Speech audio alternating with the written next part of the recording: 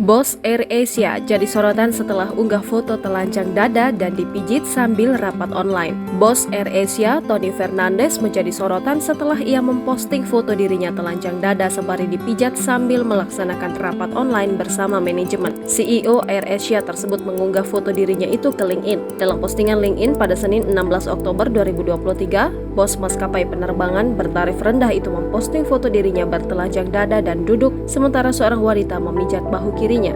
Dia menulis bahwa itu adalah minggu yang penuh tekanan.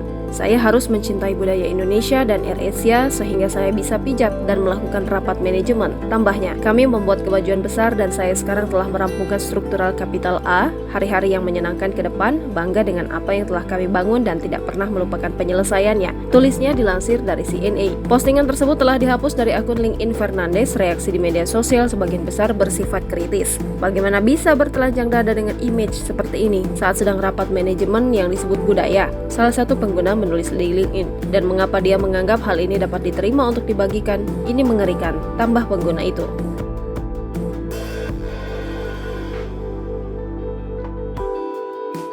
Download Tribun X sekarang, menghadirkan lokal menjadi Indonesia.